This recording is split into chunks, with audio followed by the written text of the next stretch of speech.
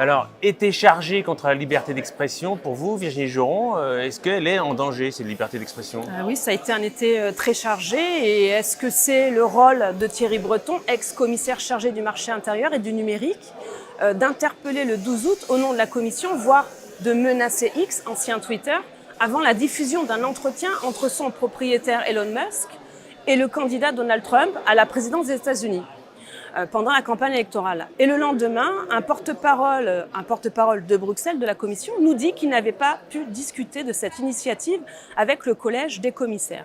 Donc, ce qui pose vraiment question, car on voit que c'est une polémique qui montre que certaines décisions d'ex-commissaires, puisqu'il n'est toujours pas réinvesti dans son rôle, sont polarisantes et ne sont pas des affaires courantes, puisqu'elles sont plutôt politiques. J'ai donc demandé à la vice-présidente Margrethe Vestager, celle qui supervise Thierry Breton, si elle a eu connaissance et surtout validé au préalable l'action de Thierry Breton. Alors Virginie Joron, puisqu'on parle des réseaux sociaux, j'ai envie de vous demander quand même, avec cette polémique sur l'arrestation de Pavel Durov, le fondateur d'origine russe de la plateforme de messagerie Telegram, qui donc avait été arrêté, on se souvient, à l'aéroport de Bourget, près de Paris, peu après avoir atterri samedi 24 août 2024.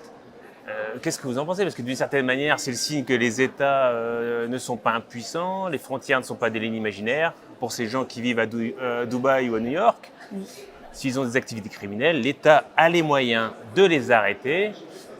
D'après le journal Le Monde, on rappelle que l'Office français de lutte contre les violences faites aux mineurs aurait donc émis un mandat d'arrêt contre M. Durov dans le cadre d'une enquête préliminaire pour des délits présumés tels que la fraude, le trafic de drogue, la cyber-intimidation, le crime organisé et l'apologie du terrorisme. Vous voyez, un grand paquet. Alors, pensez-vous qu'il y a autre chose?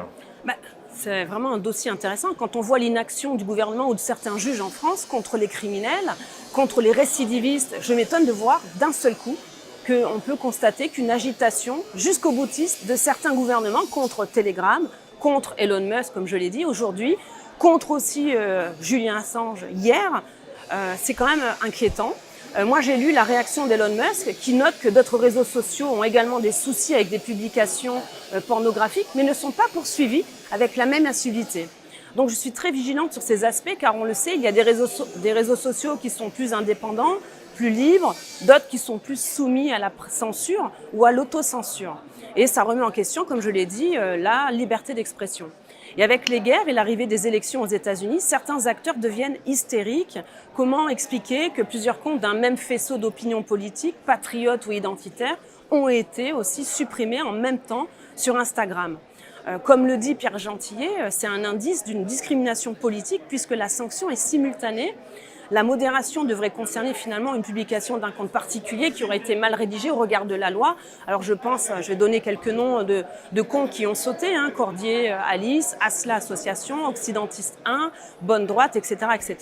Moi je connais pas tous ces comptes, mais j'ai rencontré par exemple Alice Cordier ici à Bruxelles et à Strasbourg plusieurs fois, puisqu'en plus elle est issue de Strasbourg. Les femmes ont le droit d'alerter sur les violences faites envers les femmes par des criminels, quelle que soit la position politique. Donc là, on a l'impression d'une action concertée, voire dictée peut-être par un tiers. On l'a vu ici à Bruxelles, la Commission a mis en place un code de déontologie et Elon Musk avait d'ailleurs évoqué avoir reçu des consignes secrètes de la Commission européenne. Peut-être Mark Zuckerberg, vous savez, c'est le président de Meta, en a aussi reçu. Puisqu'on parle de cela, puisqu'on parle de Mark Zuckerberg, le PDG de Meta Facebook, il a confirmé dans un courrier au Congrès américain le 26 août 2024 avoir reçu des pressions exercées par le gouvernement américain pour retirer, pendant la période du Covid, des contenus.